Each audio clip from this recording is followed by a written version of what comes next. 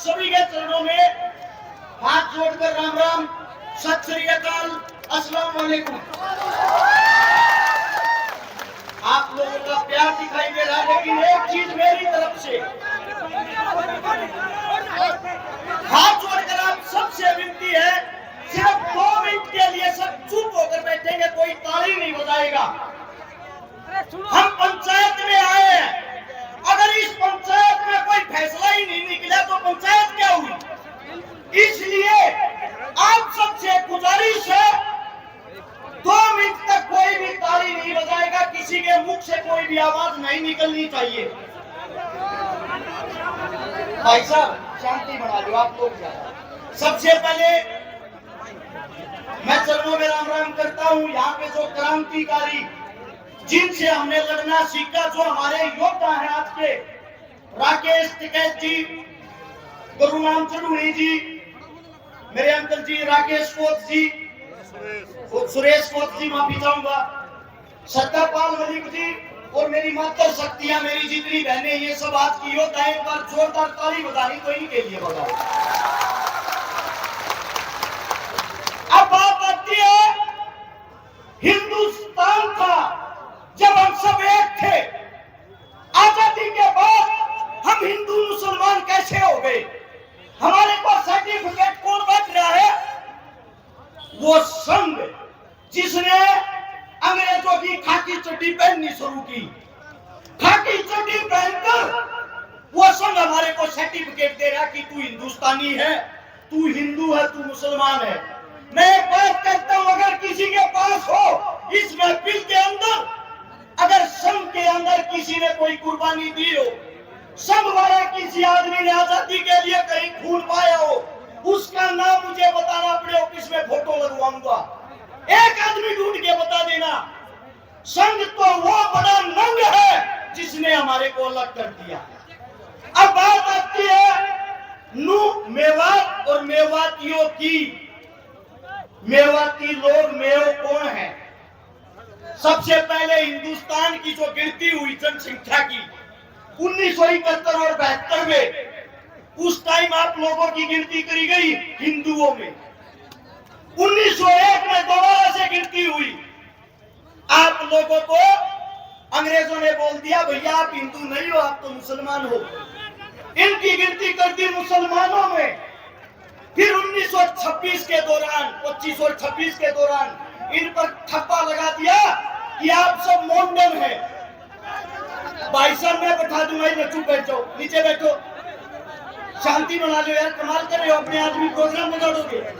हाथ जोड़कर विनती, आवाज नहीं आनी चाहिए, आप सभी से विनती है।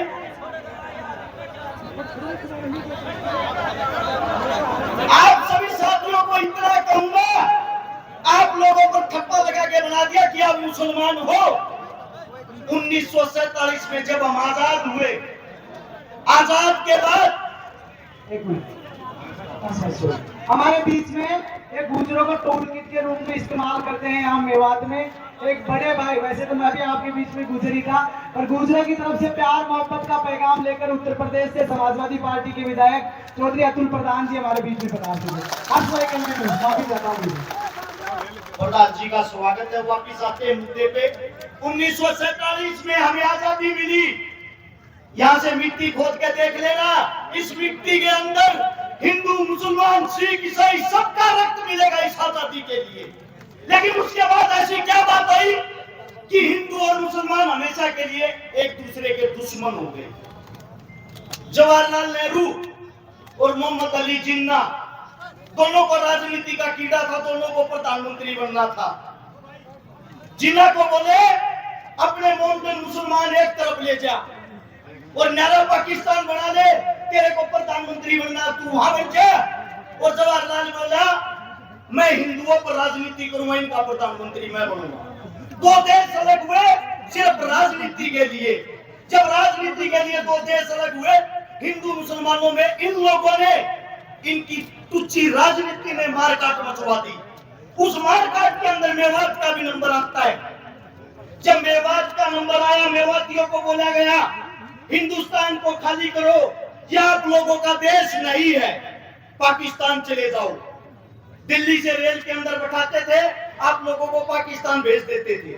उस वक्त मेवातियों ने कहा हमारा हिंदुस्तान है, हिंदुस्तान किसी के बाप का नहीं, हम रहेंगे हिंदुस्तान में, और अगर पाकिस्तान लेके जाना तो हमारी लाश को लेके जा सकते हो, जिंदा मेवाती को नहीं। इस बात का पता लगता है कि मेवातियों ने जिद पकड़ ली। देश के सबसे बड़े नेता उस वक्त के बापू गांधी को बुलाया गया कि ये ही मना सकता है इन लोगों को, और कोई नहीं। ये हठीले हैं, ये जिस चीज पर अड़ जाते हैं जान दे देते, वापिस नहीं हटते। आपके मेवात नूह के अंदर घासेड़ा गांव है, वहां पे बापू गांधी जी आए। गांधी ने आप लोगों को मनाया, तुम्हारे को अच्छी सुविधा दिलवाऊंगा, अच्छी फैसिलिटी दिलवाऊंगा, आप लोग यहां से पाकिस्तान चले जाओ, वापिस आ जाओगे शांति होने के बाद। ये गांधी के शब्द थे। उसी वक्त एक मेवाती बुजुर्ग ने खड़ा होकर कहा, गांधी जी हमारे को हमारे देश के अंदर मिट्टी दे दो, मिट्टी नसीब करवा दो, वो काफी है, देश को छोड़ के नहीं जाएंगे।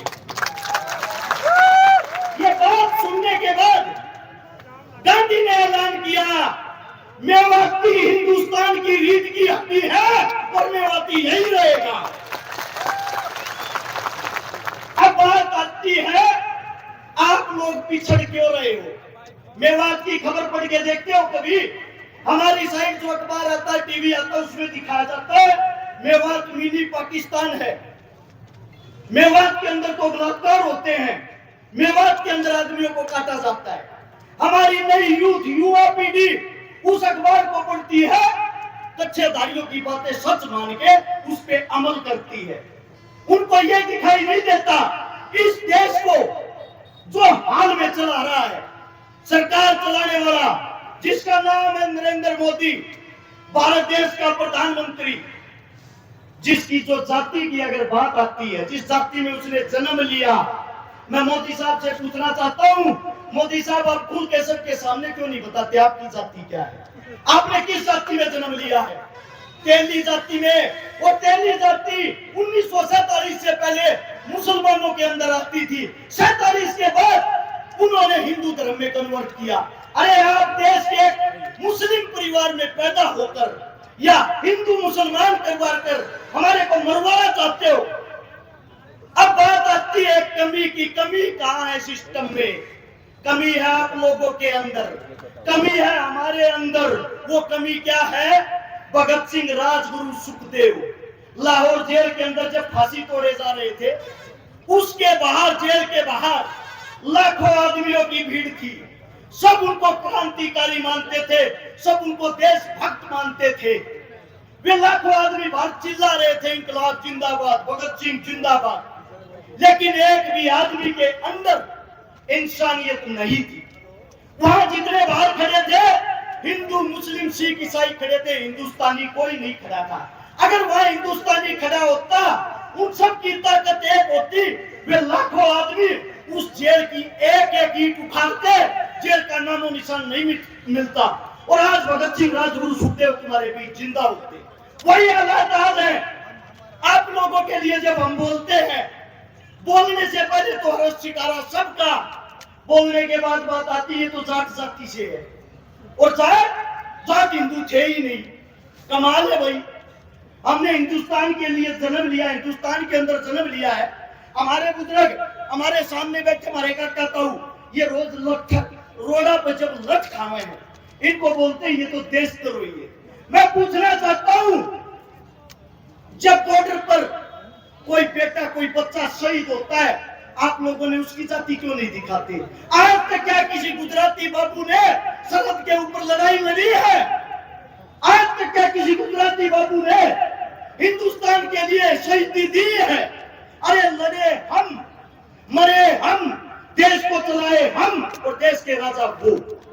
आप लोगों के अंदर कमी ये है, आप अपने आप को नहीं पहचानते, आप अपनी ताकत को नहीं पहचानते, आप अपने बच्चों को आगे नहीं बढ़ने देते। ये कमी आप लोगों में।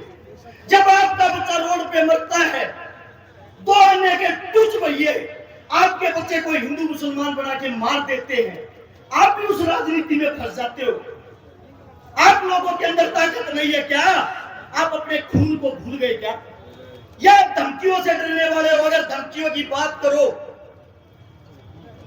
मेरी औरत जब मैं घर से निकलता हूं ये कहती है पता नहीं वापिस आएगा या नहीं। मेरी औरत जिसके साथ मेरी शादी हो रही है उसके पेट में दूसरा बच्चा है, मेरे को यह भी यकीन नहीं है मैं उसका मुंह देख पाऊंगा या नहीं। जिस दिन से नूह मेवात के ऊपर मैं बोला, मैंने शुरुआत की ऐसी धमकी ऐसे आदमियों की, सुबह मार देंगे शाम मार देंगे, फिर भी मैं एक बात कहता हूं इस सरकार को, समय तुम्हारा राज तुम्हारा हिम्मत है तो मार लेना। अगर मेरा बुजुर्ग जाग गए, इनका समय आ गया, इन लोगों ने हमारे को ताकत दे दी, हम भागने का मौका नहीं देंगे। फैसला आप लोगों ने करना है। अरे इस देश का राजा किसान होता है, किसान। इस देश को संभालने वाला किसान का बेटा जवान होता है। और आप लोग अपनी ताकत भूलकर हिंदू मुस्लिम जात ब्राह्मण में फंसकर उन लोगों के बहकावे में आए हुए हो। चारों तरफ से धरती माप लेना, हर 7 किलोमीटर पर एक मंदिर मिलेगा, हर 12 किलोमीटर पर एक मस्जिद मिलेगी, हर 5 किलोमीटर पर पीर बाबा मिलेगा। मैं आप सभी साथियों से एक बात पूछना चाहता हूं, सच बताना, दिल से बताना, क्या एक भी हिंदुस्तान का राजा शिक्षा, स्वास्थ्य, रोजगार, पढ़ाई लिखाई की बातें करता है? जरूरत ही नहीं, क्योंकि उनको मजा आ गया है। हिंदू मुस्लिम उनकी खुराक हो गई है। आप लोगों को लड़ाओ, कुर्सी पाओ और फिर आप लोग भाड़ में जाओ। अरे आप लोग कब जागोगे? मैं आप लोगों से सिर्फ एक बात कहना चाहता हूं, अगर आप लोग इस मेवात की पंचायत को बिना किसी निरीक्षण के वापिस अपने घर चले जाते हो, आपके बेटे आपके उन बच्चों की उम्मीदें टूट जाएंगी जो आज हमको धमकियां देते हैं। उनकी धमकियां सच हो जाएंगी। और आप लोगों में एक कमी है, जब आप लोगों की कोई लड़ाई लड़ता है उस वक्त तो आप टांग खींचते हो, और जब आपका बेटा आपका बच्चा मर जाता है तब उसकी आप मूर्तियां बनाते फिरते हो। अरे जितने जी अपने का हाथ पकड़ के क्यों नहीं खींचते, टांग पकड़ना छोड़ के? मैं आप सभी साथियों से यह कहता हूं, जो भी बुद्धिजीवी बोले वो बातें मुद्दे की करे, हिंदू मुसलमान की करे, नूह मेवात की करे, ताकि सरकार को पता लग जाए जो आप भगाने वाली कला सीख रहे हो वो अब नहीं चलेगी आप लोगों की। और एक नारा जोरदार, हम सब एक हैं। मैं बोलूंगा हम सब, आप लोग बोलोगे एक हैं। पता लगना चाहिए कुर्सी के ठेकेदारों को। चलो आप कुर्सी पे बैठ नहीं सकते, उस कुर्सी को हिलाने की हिम्मत तो रखो। हम सब इंकलाब जिंदाबाद, इंकलाब जिंदाबाद। कोई मेरे मुख से गलत शब्द गलत बात निकली, आपका बच्चा आपका बेटा, मैं हाथ जोड़ के आपके चरणों में माफी चाहता हूँ। राम राम, नमस्कार, जय हिंद। ऐसे ही चुप बैठ के इनकी बातें सुनना हमारे पिता समान नहीं है। सबसे लास्ट में मैं जाऊंगा और मैं आप लोगों से विनती करता हूँ, मेरे पिता समान इनका अपमान मत करना।